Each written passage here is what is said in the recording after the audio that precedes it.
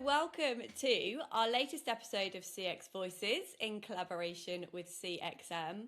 Super excited today because I'm joined by Douglas Hamandishe, the previous Deputy Mayor of Medway, and the conversation today is going to be a little bit different, talking around what customer experience looks like within a council environment.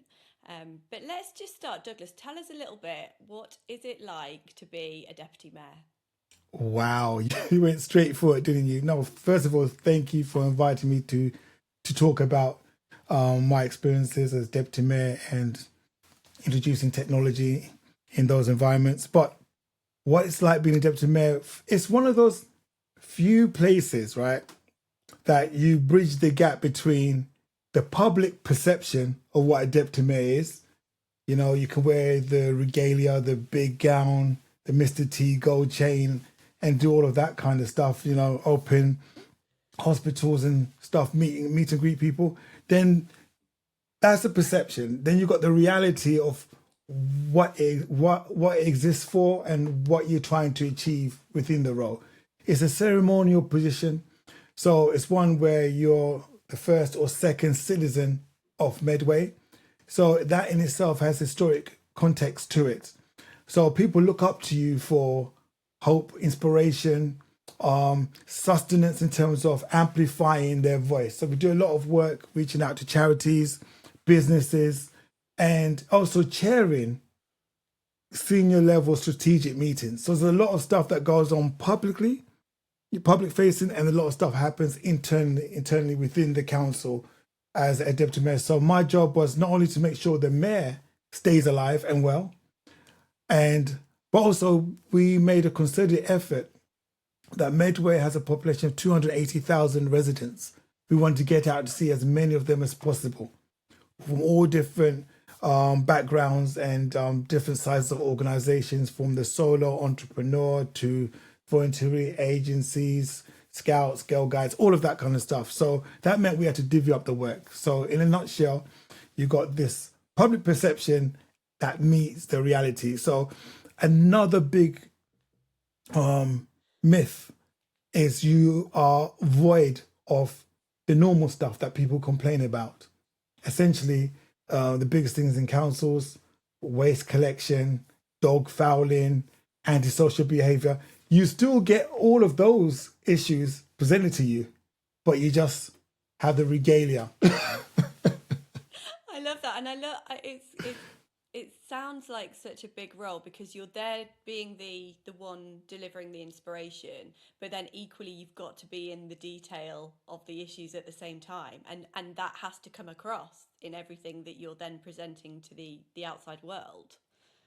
Absolutely, and And absolutely, it's a one unique position where I could wear all my hats at once, and you have to deliver that value. You got to be everything and anything to individuals and be able to follow up as well. Because not only am I still a councillor for Gillingham North, I was also a deputy mayor as well, which was added to that. and just thinking about, in terms of those residents and the responsibility that you have towards those residents, in terms of, obviously today we're talking about customer experience, how did the deputy mayor's office view the experience of those residents, and the how do you carry the responsibility of improving that experience? Yes, oh, that's a very good question. Um, the way we operate in the mayor's office is we receive a lot of email and telephone communication from local residents, and we go through a filtering process in terms of what does it mean, any follow-up actions, etc. But we want engagement. We actively seek engagement from residents. So no matter how many strategy documents you write as a council, or how many policy frameworks you have in place, the nuts and bolts of the mayor office is we have to be able to engage and let people know where they are in that process. Because one thing is clear, we recognize that when people take the time out to format an email requesting assistance, requesting help, that they want to know what happens next. where in the triaging process does the email lie? When would they expect to hear a follow up for their query? So it's about keeping the resident in the loop throughout the process, and that is very, very key for us, because we recognize these are human beings as well. So not as well, these are human beings. Let's be clear. And how you would feel in giving that situation, we always like to have that in our back for mindset. Okay, fine. If I was sending an email to the mayor's office, what would I expect? In terms of good customer experience. And would you say, obviously having been in that role for quite a period of time, what would you say leaves the strongest impression on those residents as to how you deliver that experience? There's a paradox. There's a big paradox between efficiency, speed of service, contrasted by being listened to. And from our questionnaires and the feedback that we get from our residents is that people like to feel listened to, and they're prepared to wait for that opportunity to be listened to. If I give an example, when you go and see your GP, and many people cite seeing the doctor hasn't got enough time to see them. So if a doctor sees you very, very quickly, saves me 5 minutes, you've got excellent speed of service, but you end up coming out feeling flat. Why is that? Could it be you felt that the GP wasn't listening to, didn't take time to acknowledge you? So that's where speed of service can sometimes negate whatever you're going to say. People forget how fast the service is. People remember the quality of engagement. Did you feel listened to? Did you have the attention of the person that you were communicating to? And what then was the outcome? And as long as you keep people informed on that process, you find some councils, you find, particularly Medway, we focus heavily on that, but you do find in other councils, the priority tends to be around budgets, strategic vision, and all this other, highbrow, words. When residents' interactions are smaller, but no less important, and that is the experience itself, versus, the efficiencies and productivity gains that some councils are fixated on. Yeah. I mean, would you say it's interesting to talk around how public services can sometimes lead residents to lose trust in their local services? And can you give us an example of why that might be? Maybe it is because they just don't feel listened to. I think you're hitting the nail on the head, and I would like to build upon that. Being listened to is important. Being acknowledged is so important. Can you imagine for a second, a brief second, you go home from work and you open the door and your loved one's there and they look stressed, they're disheveled, they're pacing up and down, and you just say, "Hi, how's your day?" And then you proceed to go on and do your own thing. That person will feel unacknowledged. And lo and behold, you might find yourself in the doghouse by the time the evening goes, because people want to know, can't you see me? I'm upset. You need to acknowledge it. So acknowledgement is the foundation for communication. People have to feel listened to and need to feel like their voice and their concerns matter. So what tends to happen in councils is they have what's called, you put in your query for something. Say for example, it is, you notice a pothole, right? You take the time out, it's raining, it's cold, it's wet. You jump out the car, you take down the name of the road, yeah? You estimate the size of the pothole. You go for all of that in the rain, thinking not only about yourself, but your fellow residents. And then you try to navigate the website to log it, and it's asking you questions that you don't have the answer for. You're soaking wet, and now you're peed off. You try to do the right thing. How do you think that individual would feel? How would you feel if that was you? You'd be upset. Or furthermore, if you actually send the email and it goes into what's called the great administrative void, the black hole where all emails go to die. Yeah, what goes in doesn't come out. The opacity is reduced so much that it goes invisible. You don't see it anymore. Meaning, you send an email, you got no acknowledgement that the email received. You have no understanding of when it's going to be actioned. You don't know the next steps. So how are you then feeling? You want to tell somebody you've done something about this pothole, but you've got no information to share. Well, I think I sent it. I didn't get a return email back, but I got no acknowledgement. No one has taken responsibility for it. People, I think we grossly underestimate people's patience with systems.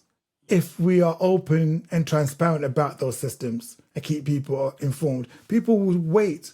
I would wait 10, 15 minutes longer to see my GP. If I knew they'll acknowledge me. I'm not trying to get in and out. I need to be acknowledged. Did you actually hear me? Do you actually see me? You know, and then I think that level of psychological insight in terms of the mindset of the customer is missing in so much of these dialogues when we try to embrace technology, automating services. You forget the human psychology, which is so important. And would you say at the level that you were acting as the deputy mayor, is that something that you could really do something about to address and rebuild that trust of the residents and that experience? Trust, I don't know if I even answered the question about trust if it's broken. Trust takes a very long time to rebuild. You can change your colours. You see this politically happening. When trust is severed from one political party, people jumping ship to another political party. Same individual, different colours.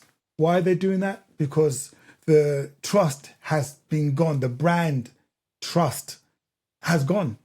So people feel they have to make drastic changes to correct that. So sometimes you might find departments change their name, change their title. They get shifted to another domain in order for them to have a different perception. But residents are not stupid. They remember these things. And once you've had a negative experience with an automated process, you will share that to your nearest and closest. And nothing travels faster than gossip and bad news. So best believe trust is now spaghettifying. It's going out there doing its thing. The lack of trust is going out there. So the councils or any other institution has a very difficult task ahead in trying to rebuild that trust. It can be done, but it takes honesty. It takes being brave and being transparent about the changes that you're going to make to improve that experience to your residents. Yeah. And I know you're a man of, you've got a keen interest in technology. You love the digital transformation side of things. Obviously, you've written a book on AI and the differences that AI can make to people's experiences. So talk us through how you see those areas being able to be used effectively when that trust has been broken. You know, are there real life scenarios that you see technology can start to bridge some of these gaps and these problems? Sure. If we deal with the common perception as it comes to technology, as it relates to technology, and that is cold. We are dehumanizing interactions between an organization and the individual, the customer. The more chatbots we introduce, the more the organization is distancing themselves from the problems and challenges of the individual. And that is a big problem. AI, and thank you for the plug, the AI leverage, building purpose, resilience, and success. It's all about the human side of implementing technology. It's not about the technology itself, it's how do we maximize that. So as it relates to your specific question, is if we process those myths, those issues, those challenges that we face regarding technology being cold, what is supposed to happen? Let's work backwards from the results that we want. We want better quality, more informed interactions with our residents. So when AI is used to extrapolate the mundane stuff that can be done very quickly, that is a good use of technology, as long as it works and it's robustly tested. Too often, you see yourself interacting with a chatbot, and the question you might have, you think is very simple, but it has no answer to it.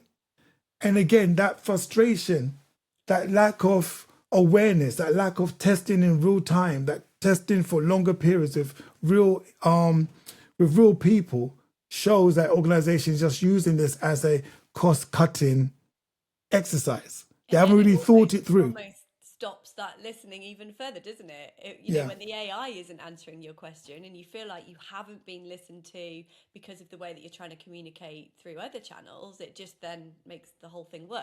Yes. No, absolutely. Absolutely. Anyone that goes back to the analog days of, the telephone system, press 1 for customer services, press 2 for billing, press 3 for blah, blah, blah, then press 19 or whatever it is, some silly random number for the service that you want. It's not even in order of your mindset. We need to take a look at how can we remove those frictions, how can we remove those frustrations and enable the individual to be more empowered to communicate with an organization the way they want to communicate with the organization. And ideally, once is enough. So nothing's worse than residents having to repeat themselves across the journey to get resolution. If you reported a pothole as being an issue and you've been moved to another department, you shouldn't have to repeat what you're saying again. Why does this feel like a first date over and over again? You lose the will to live. It's the same challenges that they have in the health services, constantly repeating yourself. When the data is there, it's in the system. But again, it's siloed. It's how then can we start humanizing and having real intelligence that give back the dignity to our residents. And how, in terms of that digital experience, I know kind of the way that you're describing it is that it can very easily lead to a further negative experience. But how important do you think it is to consider how the digital experience can really change round how people feel about Medway Council for the positive? Do you think there's hope? I always believe there's hope if you have the right people in change and transformation. All too often, you don't have the right people in change and transformation, so you get more of the same. The ethos is still productivity and efficiency. You struggle to understand the human determinants of change or interacting with a service. And I think we need to get down to the human side and recognize and respect, more importantly, time. I don't think a lot of organizations respect the citizens' time. It's the most precious resource that they have. They might want to report something within the short constraints of their lunchtime break, and then you keep them on hold for 20 minutes, only for no resolution. That's diabolical.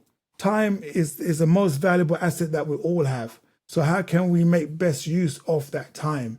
If somebody's on hold waiting, is there any way they can wait smartly by still keying in the information that they want to key in? Can they request a callback? Is there a follow-up? Where on the journey? Consider this. If you're on an aeroplane, there's nothing you can do as a passenger on that plane to speed up that journey time. But you know exactly where you are on that journey. You know when you're going to land. You can track your journey. If you're like me, who was always hungry, I know roughly when my meals are coming. Yeah. But when somebody calls the council, where time is now of more importance, you find that, the great administrative void, the black hole where all emails go to die, is where we find a lot of councils struggling to not only add value and engage the citizens, because the quicker you can engage your residents, it could mean many things.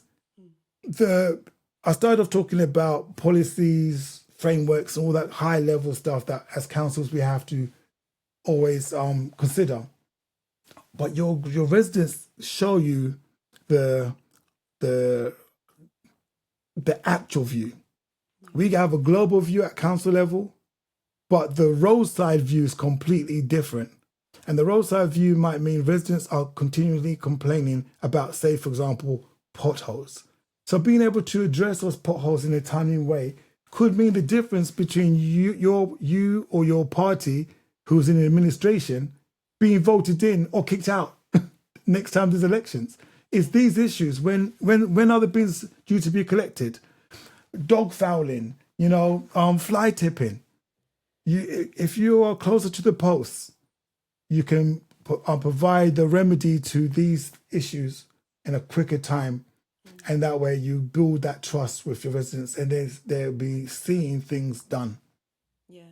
And I think it's coming across quite loud and clear from your perspective.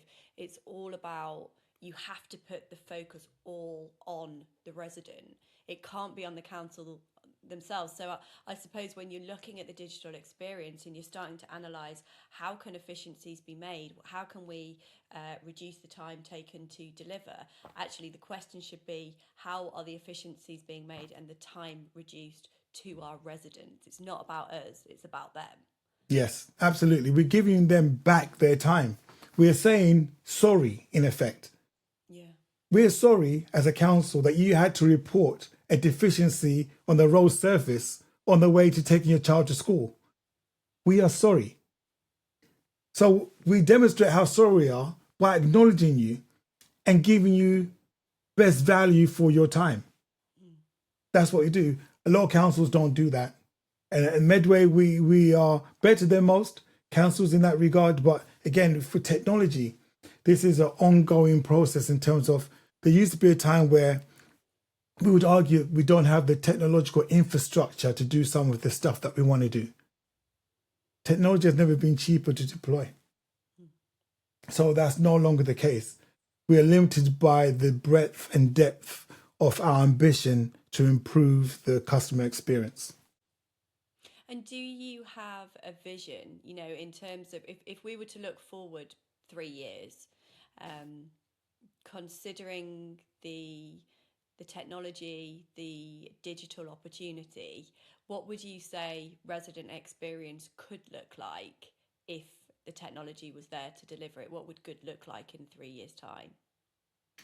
I think as a resident, I think they're best placed to let us know what that ultimately look like. I could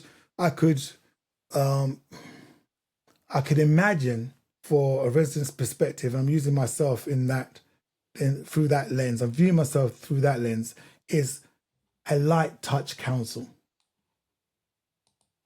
Councils are very complicated entities. They're like behemoths in terms of the departments that they have. They're hyper complicated things. And trying to shield that from your residents has been the focus for many organizations. Try and simplify the process all the way. Simplify to the point that oversimplified it and made it even more complicated, because what you want, you can't get. You put every little thing in a little box. When if you use AI technology effectively, you could do a lot of the heavy lifting up front and channel people. And you should be able to get new insights to how your citizens are responding to education, to social care, to health, to infrastructure, to play areas, to green agendas.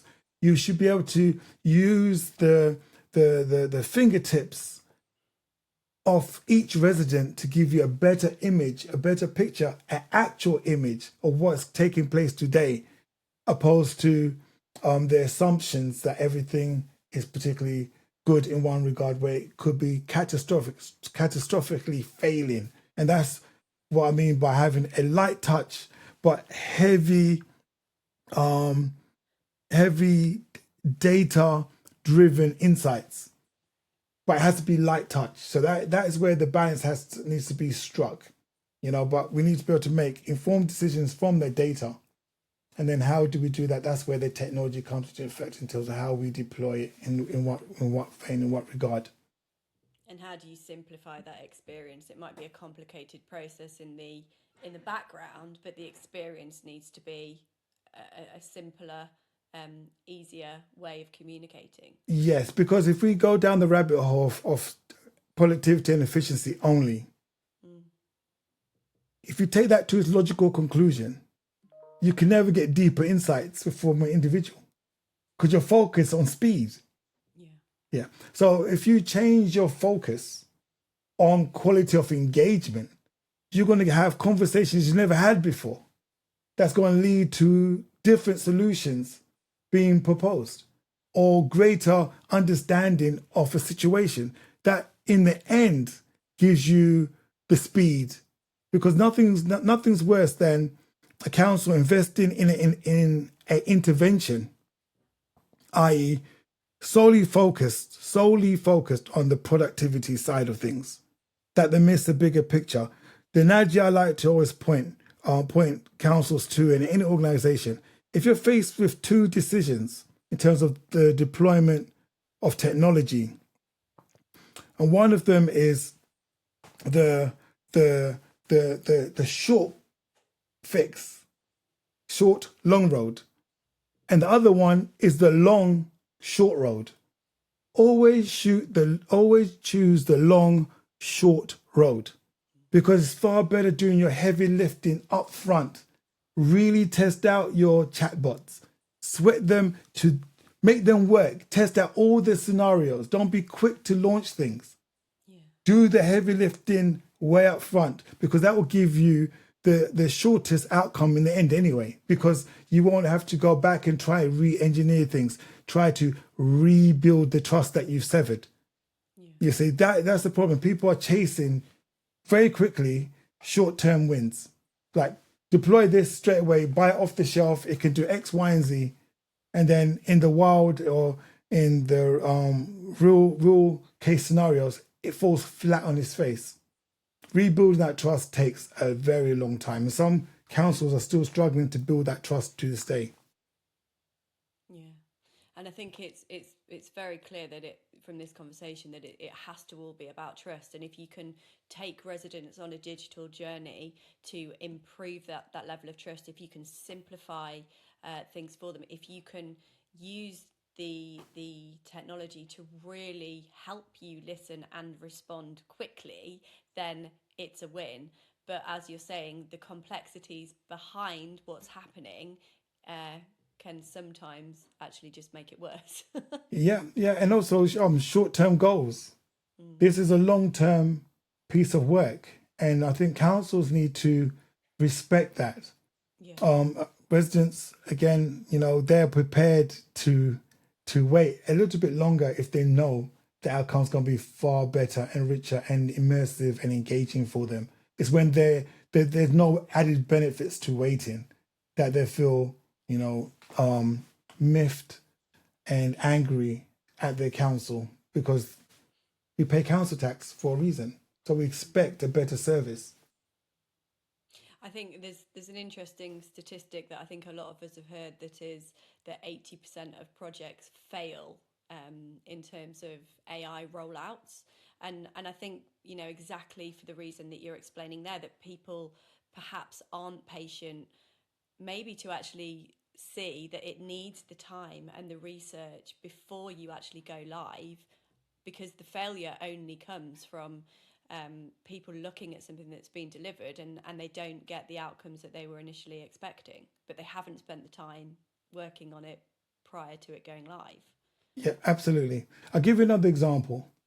If you see your GP, this is where we can expand this example across health as well.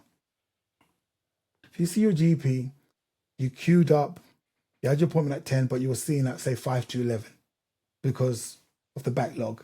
So you wait an extra 45 minutes and you see your doctor and you start complaining about upset stomach. but also you got a rash. Usually you can only report one thing at a time. They'll say, go back and come back, go away and come back and report that. Then you're here for this. We can't deal with that. And so is the case that we have got so granular with our citizens. So what if I want to report in one communication channel, the bins weren't collected on time, there's fly tipping and a pothole? What does that look like? Describe that journey, because this is what happens in real life. Things are interconnected. A road that doesn't have its bins collected on time encourages fly tipping. Yeah. You know, so but if you can only report one issue, the problem, because people tend to give up and people don't have, the council will not have the information in a timely way. This is where you have engineers, you have great minds should be focused on first asking, what process are we trying to change using technology? And why are we changing it? Because if you cannot improve it, there's no point in bringing the technology. But it's like we have got so used to electrifying things with AI that, oh, like the Victorian age, we just get faster candles. But with AI, it's the same thing. It needs AI, it needs AI. When it might be the traditional call handler was able to process that information in a far more robust way. So if we were to change that, it has to be better. If not, you know, in healthcare, we've got an analogy. Why use a knife when a spoon we do? And too often we rip out infrastructure, bring in the latest tech, don't really think it through. Don't take our residents on that journey. And we can take our residents on our journey. We can do pop-up shops on the high street to tell people this is how the new website for the council will operate. Do you want to go in navigating? Can we get your feedback? You have to be able to meet your residents where they are for those insights, because you can test it all day long in your clean, sterile environment, test out these scenarios, but the public are just outside the window. They'll tell you. Our ability to communicate good service, good value with embracing technology in an open and transparent way is where we need to fundamentally shift our understanding of AI adoption, instead of just trying to just put it into everything. You put it in there, what process were you trying to change? What insights will you glean? And with those insights, what then would you do with those insights? Sometimes we glean the insights and those insights mean nothing. It doesn't go to a department because that department does not exist. You got all this new data, but if there's not an organization to take that data, what was the point? Love it. Douglas, thank you. It's been wonderful getting your view, and you're clearly very passionate about the public services and how that's delivered to residents. I've got one final question for you, which is really around, if you had to bust a myth about AI delivery into public services, what would it be? It doesn't need to be cold. It could be the warmest thing ever.